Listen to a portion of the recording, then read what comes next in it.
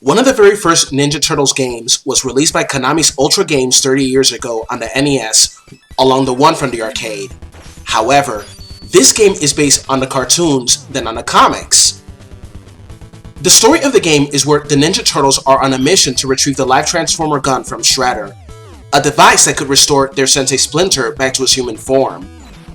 The Turtles' first objective is to rescue their reporter friend, April O'Neil, who is being held captive by Bebop and Rocksteady somewhere in the city. After rescuing April, the Turtles must swim underwater to disarm a series of bombs set to destroy a dam, rescue Splinter from the Mecha Turtle, destroy a giant mouser, find a Technodrome, and eventually defeat the Shredder himself. Teenage Mutant Ninja Turtles develops an RPG-style navigations in which the Turtles can enter sewers, buildings, and so on, almost imitating the same concept of Zelda 2: The Adventure of Link. Enemies can attack the players while exploring the overhead view. They must be careful with the tanks, otherwise they will be squashed. Players can play as either Leonardo, Raphael, Michelangelo, and Donatello. Players can equip various weapons such as shurikens, triple shurikens, boomerangs, and a kiai, which is a scroll that expands into a crescent-shaped beam that inflicts devastating damage on enemies and characters. Players can also ride the Turtle Party wagon and fire missiles at the barricaded roads and bridges in the third mission. Donatello is the best for boss fights. Raphael and Michelangelo are great for ground enemies, while Leonardo is the best at taking aerial enemies down. Players recover a small health with a slice of pizza. With half a pie, they recover half the health, but a whole pizza pie can restore their health fully. The game is rendered with an overview perspective in the overworld of each mission. In sewers and buildings, the Turtles, bosses, and enemies are rendered in 2D sprites.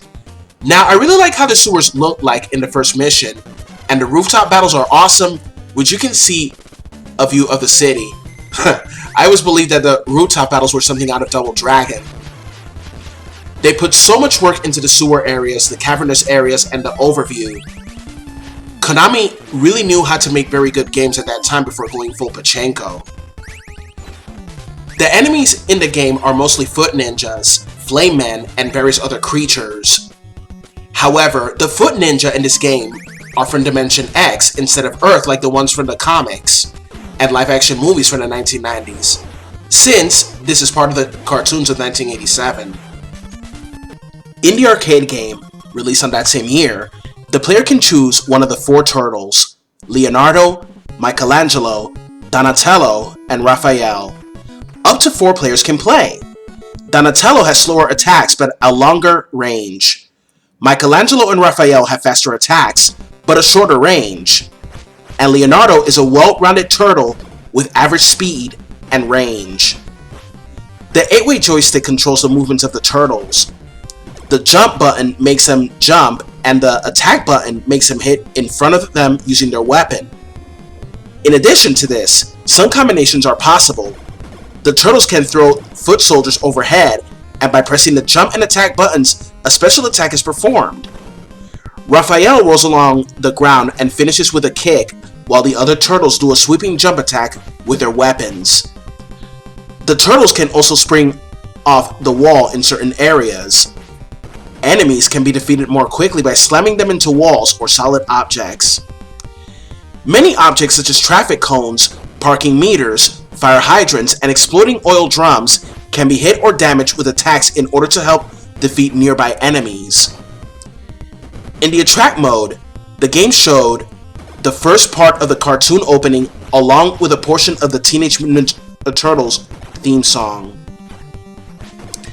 The NES version, known as TMNT 2, the arcade game, is the same, but with a few differences to that of the arcade. The last game for the NES was Teenage Mutant Ninja Turtles 3, The Manhattan Project, released in 1991. Like its predecessors, it's mainly based on the cartoon series. 2 players can play simultaneously in the game, with each player controlling the character that they chose. They can choose any of the 4 turtles. The Game Boy had 3 side-scrolling beat-em-up games. The first one, released in 1990, titled Teenage Mutant Ninja Turtles: Fall of the Foot Clan. The player takes control of one of the turtles through a total of 5 stages, battling Krang and Shredder's minions along the way. Enemies include foot soldiers, Mousers, and roadkill Rodneys, among many others. If a turtle runs out of health, he is captured and the player must select another turtle to pick up where he left off. If all 4 turtles are captured, the game is over. One can regain lost health by collecting pizza or by winning the hidden mini-games scattered throughout each stage. There are a total of 5 stages, each with a unique end boss. The player can choose which stage to start the game on, but the game needs to be completed from stage 1 to see the full ending. The game got 2 sequels, the Teenage Mutant Ninja Turtles 2, Back from the Sewers in 1991, and Teenage Mutant Ninja Turtles 3, Radical Rescue in 1993.